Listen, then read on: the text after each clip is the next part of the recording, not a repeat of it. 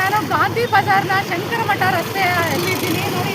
ಈ ರಸ್ತೆಯಲ್ಲಿ ಅಲ್ಲಿ ಈ ದುಂಪಾಕಾದು ಸರ್ಕಾರಿ ಶಾಲೆ, ಈ ಸರ್ಕಾರಿ ಶಾಲೆಯನ್ನ ಕ್ಲೀನಾಗಿ ಎಲ್ಲ ಬಿಲ್ಡಿಂಗ್ ಇದ್ರು ಗ್ರಿಲ್ ಹಾಕಿದ್ರು, ಅದನ್ನ ಇವತ್ತು ಮುಚ್ಚಿ ಕೂರ್ತಿದ್ದಾರೆ. ಅದರ ಹೊರಗಡೆ ಭಾಗಕ್ಕೆ ನೀವು ಫುಟ್ಪಾತಲ್ಲಿ ನೋಡ್ತಾ ಇದ್ದೀರಾ ಕಸವನ್ನ ಹೆಂಗೆ ತುಂಬಿದ್ದಾರೆ ಇಲ್ಲಿ. ಈ ಕಸವನ್ನ ಸ್ವಚ್ಛ ಬೆಂಗಳೂರಿನ ಉಸ್ತುವಾರಿಯನ್ನು ವಹಿಸ್ಕೊಂಡಿರುವಂತಹ ಡಿ ಕೆ ಶಿವಕುಮಾರ್ ಅವರೇ, ಎಲ್ಲಿ ನಿದ್ದೆ ಮಾಡ್ತಿದ್ದೀರಾ? ಬೇಗ ಎದ್ದು ಬನ್ನಿ. ಶನಿವಾರ ಭಾನುವಾರ ಓಡಾಡಿ ಎಲ್ಲೆಲ್ಲಿ ಕಸ ಇದೆಯೋ ನೀವೇ ತಗೊಳ್ಳಿ, ಬರ್ಗೆ ಕ್ಲೀನ್ ಮಾಡಿ. ನಿಮ್ಮವ್ರು ಕ್ಲೀನ್ ಮಾಡ್ತಿಲ್ಲ ಅಂದರೆ ನೀವೇ ಕ್ಲೀನ್ ಮಾಡಿ. ಗಾಂಧೀಜಿ ಕಾಂಗ್ರೆಸ್ಗೆ ಬಂದಾಗ ಮೊದಲಿಗೆ ಬಾತ್ರೂಮ್ ಎಲ್ಲ ಅವರೇ ತೊಳೆದು ತೋರಿಸಿದ್ರು ಹೆಂಗೆ ಸ್ವಚ್ಛತೆಯಿಂದ ಇರಬೇಕು ಅಂತ. ಬನ್ನಿ, ನೀವೇ ಒಂದು ಪರ್ಕೆ ತಗೊಳ್ಳಿ, ಕ್ಲೀನ್ ಮಾಡಿ. ನಿಮ್ಮವ್ರು ಯಾರು ಕ್ಲೀನ್ ಮಾಡ್ತಿಲ್ಲ ಅಂದರೆ ಆ ಮಹೇಶ್ವರ ರಾವ್ ಬರೀ ಬಾಯಲ್ಲಿ ಹೇಳಿಕೆ ಮಾತ್ರ ಕೊಡ್ತಾ ಇದ್ದಾರೆ. ಈ ರೀತಿ ಬೆಂಗಳೂರನ್ನ ನೀವು ಸೃಷ್ಟಿಸೋಕ್ಕೆ ನೀವು ಡಿ ಕೆ ಶಿವಕುಮಾರ್ ನಗರವನ್ನು ಬೆಂಗಳೂರು ನಗರದ ಉಸ್ತುವಾರಿಯನ್ನು ವಹಿಸ್ಕೋಬೇಕಾ?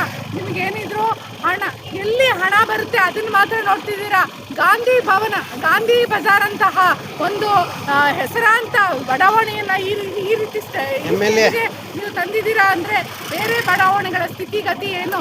ಈ ಬಡಾವಣೆಯಲ್ಲಿರುವ ಜನ ಏನು ಪ್ರಶ್ನೆ ಮಾಡ್ತಾ ಇಲ್ಲ, ಇವರು ಯಾರು ವಿದ್ಯಾವಂತರಲ್ಲ ಅಂತ ಇಲ್ಲ. ಬಹುತೇಕರು ಇಲ್ಲಿ ಇವತ್ತು ಈ ಗಾಂಧಿ ಬಜಾರ್ಗೂ ಸಹ ನಾರ್ತ್ ಇಂಡಿಯನ್ಸ್ನು ಬಂದು ತುಂಬ್ಕೋತಾ ಇದ್ದಾರೆ.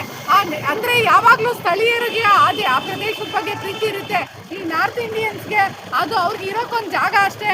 ಇಲ್ಲಿ ಆ ಸ್ಥಳೀಯ ರಾಜಕಾರಣ, ಸ್ಥಳೀಯ ಸ್ಥಿತಿಗತಿ, ಸ್ಥಳೀಯವಾಗಿ ಅವರ ನಗರ ಪ್ರದೇಶ ಹಾಳಾಗ್ತಿದೆ ಅನ್ನೋದು ಗೊತ್ತಿಲ್ಲ.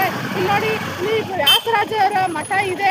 ಅಲ್ಲಿ ವ್ಯಾಸರಾಜರ ಮಠದ ಮುಂಭಾಗದಲ್ಲೆಲ್ಲ ಏನೋ ಒಂದು ಕಮರ್ಷಿಯಲ್ ಮಾಡಿದ್ದಾರೆ.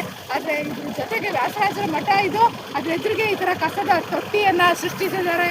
ಈ ರೀತಿ ಬೆಂಗಳೂರನ್ನು ಗಾರ್ಬೇಜ್ ಸಿಟಿ ಮಾಡ್ತಾ ಇದ್ದಾರೆ. ಸಚಿವರು 2.5 ವರ್ಷ ಆಯಿತು ಕಾಂಗ್ರೆಸ್ನಲ್ಲಿ ಸರ್ಕಾರ ಬಂದು BJP ಸರಿಯಾಗಿ ಮಾಡ್ತಿಲ್ಲ ಅಂದರು. ಇವತ್ತು ಅವರಿಬ್ಬರು ಅಣ್ತಂದಿರಾಗಿ ಏನು ಕೆಲಸ ನಡೀತಾ ಇಲ್ಲ. ಆದರೆ ಏನು ಕೆಲಸ ನಡೀತಾ ಇಲ್ಲ ಅಂತ ಕೇಳೋಕ್ಕೆ ಒಂದು ಪ್ರತಿಪಕ್ಷ ಇರಬೇಕಾಗಿತ್ತು.